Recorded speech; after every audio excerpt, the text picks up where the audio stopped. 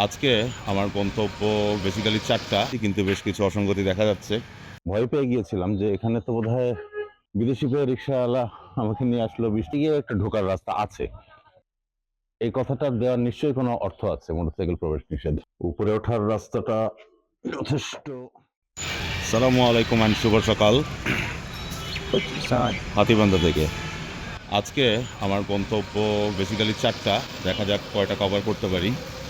তো প্রথম গন্তব্য হচ্ছে কালীগঞ্জ ইউনিয়নে তুষভান্ডার জমিদার বাড়ি।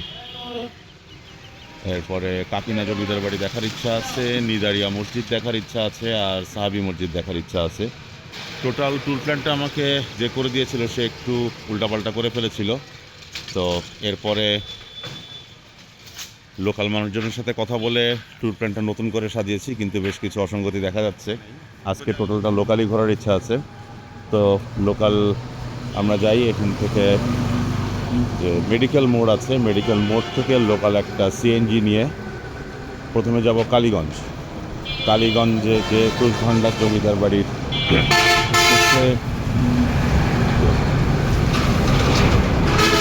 এই রাস্তায় এই ড্রাম ট্রাকগুলো প্রচুর চলাচল করে। যা হোক, যেখান থেকে খুশি আসুক তারা। Let's run with Imran. স্ট্যান্ডে চলে আসলাম। এটা হচ্ছে দই খাওয়া মোড়, যদিও দই খাইনি আমি। ওই মেডিকেল মোড়ের সাথেই, এখান থেকে যে পিছনে সিএনজিগুলো দেখা যাচ্ছে লোকাল সিএনজি, এগুলোতে করে 100 টাকা নেবে। 100 টাকায় প্রথমে নামতে হবে আমাকে তুষভান্ডার। সেখানে তুষভান্ডার জমিদার বাড়ি দেখে তারপরেরটা তখন ডিসাইড করা যাবে। তো let's run with Imran to Tushbhandar. প্রায় 40 মিনিটের কিছু বেশি সময় লাগলো সিএনজিতে করে 100 টাকা দিয়ে এসে নামলাম তুষভান্ডার বাজারে। এখন এখান থেকে লোকাল কোনো একটা অটো বা কিছু নিয়ে তুষভান্ডার জমিদার বাড়ি খুঁজতে যাব। তার আগে কিছু খাওয়া দাওয়া করতে হবে, দেখি কোথায় কি পাওয়া যায়। আমি এই মুহূর্তে আছি কালীগঞ্জ উপজেলার তুষভান্ডার জমিদার বাড়ির সামনে। অনেক আশা নিয়ে এসেছিলাম, শুনেছিলাম যে অনেক পুরনো ভঙ্গুর একটা বাড়ি, যেরকম আমি দেখতে পছন্দ করি। এসে যা দেখলাম, এটাকে সংস্কার করা হয়েছে, দেখতেই পাচ্ছেন।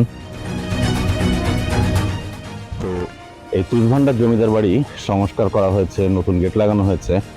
এমনই নতুন গেট, আমি প্রথমে ভয় পেয়ে গিয়েছিলাম যে এখানে তো বোধহয় মানুষজন থাকে এখন, বা হয়তো বংশধরেরা কেউ এসছেন, ঢোকাই যাবে না। দেখতে পাচ্ছেন বিশাল একটা গেট, গেটটায় তালাও আছে। তো যে রিক্সায় আসলাম, এই মেন রোড থেকে এখানে হেঁটে আসলে হয়তো 30 সেকেন্ড লাগতো। বিদেশি পেয়ে রিক্সাওয়ালা আমাকে নিয়ে আসলো, 20 টাকা নিল। যাক, এই হচ্ছে জমিদার বাড়িটা। এখানে আসলে দেখার কিছুই নেই, কিছু নেই মানে অ্যাবসলিউটলি কিছু নেই। আর এখানে এখন সহকারী কমিশনার ভূমি এক্সিকিউটিভ ম্যাজিস্ট্রেটের কার্যালয়, অর্থাৎ ভূমি অফিস এটা। আর যদি সাইড দিয়ে দেখায়, ভূমি অফিসের ভিতর দিয়ে ঢুকেই এপাশ দিয়ে যেতে হবে। ঐতিহাসিক স্থাপনা হিসাবে কোনোরকম ভাবে সংরক্ষণ করে রাখা হয়েছে, কিন্তু এখানে দেখার কি আছে বা কে কি দেখবে এই বিষয়ে আমি বড়ই সন্দিহান। দেখতেই পাচ্ছেন দেয়ালগুলো একদমই নতুন, একদম চকচক করছে। আর এখান দিয়ে সোজা গিয়ে, যদি আমি এখান দিয়ে একটু নিয়ে যাওয়ার চেষ্টা করি,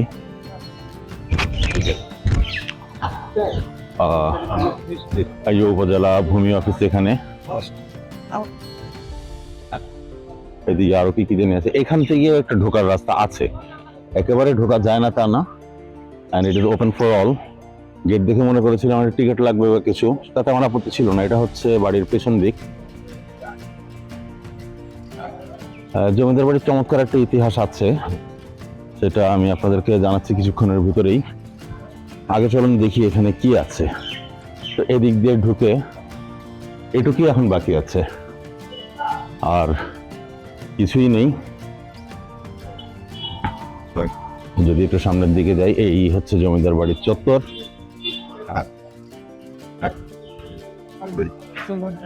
জমিদারিত্বের পর্যায়ক্রম। প্রায় 400 বছর আগে এই জমিদার বাড়িটি প্রতিষ্ঠিত হয়। জমিদার বাড়িটি প্রতিষ্ঠা করেছিলেন মুরারিদেব ঘোষাল ভট্টাচার্য। তিনি ছিলেন একজন ব্রাহ্মণ। মহারাজা প্রাণনারায়ণের শাসনামলে তিনি 24 পরগনা জেলা হতে কোচবিহারে আসেন। তখনকার সময় ধর্মীয় কাজের জন্য ভূমি দান করার প্রথা ছিল। তার পরিপ্রেক্ষিতেই রাজা তাকে বিগ্রহ পূজা করার জন্য 9টি মৌজা দান করেন, কিন্তু তিনি তা ভোগ করতে অস্বীকৃতি জানান, কেননা তিনি ছিলেন ব্রাহ্মণ। পরে তিনি রাজাকে সেই সম্পত্তি ভোগের উপরে খাজনা নেওয়ার জন্য অনুরোধ করায় রাজা রাজি হন, তবে খাজনা হিসাবে ধানের তুষ নেওয়ার জন্য, যার ফলে খাজনাস্বরূপ কোচবিহার রাজাকে ধানের তুষ দেওয়া লাগত। এই তুষ সংগ্রহ করা হতো পুরো জমিদারি এলাকা হতে এবং তা জমানো হতো জমিদার বাড়ির পূর্ব পাশে। এই কারণেই এই জমিদার বাড়ির নাম হয় তুষ ভান্ডার জমিদার বাড়ি।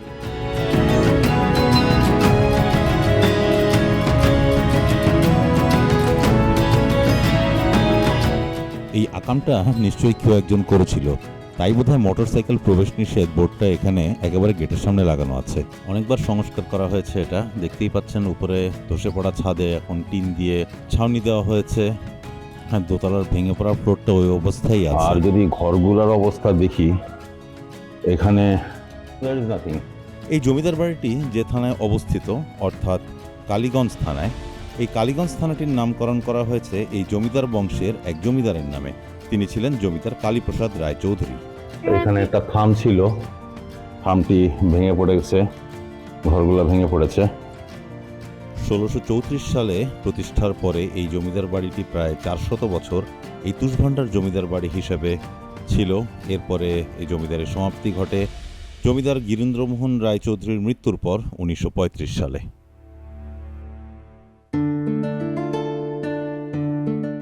আগে বেশ কিছু জমিদার বাড়িতে গিয়েছি, দেখেছি এই জিনিসগুলো।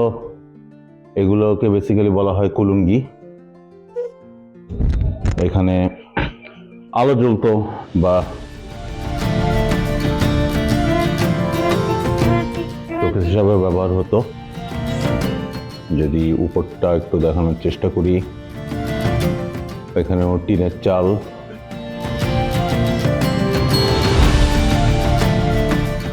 বেসিক্যালি প্রায় 40 মিনিট সিএনজি রাইড করে এসে এখানে দেখার তেমন কিছু পেলাম না পুরো। আর এখান দিয়ে ছিল উপরে ওঠার রাস্তা, দেখতে পাচ্ছেন।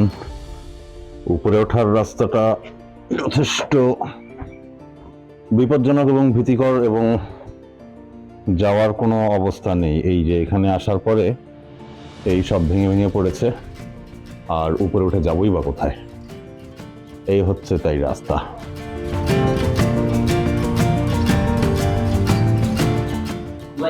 হ্যাঁ, যাক, আমি উপরে উঠলাম না, আমাদের লোকাল ভাইরা উঠেছেন এভাবেই।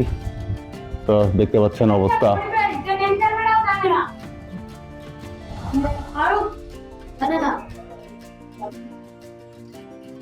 আপনারা চাইলে চলে আসতে পারেন। কিভাবে আসতে হবে এখানে? কিভাবে আসতে হবে বলে দিন। আপনি কোথা থেকে আসবেন? যে কোনো খান থেকে। যে কোনো খান থেকে আপনি আসলে এখানে আসতে হবে তুষভান্ডার। এটা হচ্ছে কালীগঞ্জ উপজেলা। তারপরে আপনি যে কোনো গাড়িতে উঠে আপনাকে নিয়ে তুষভান্ডার সেই কাজটি দেওয়া হবে।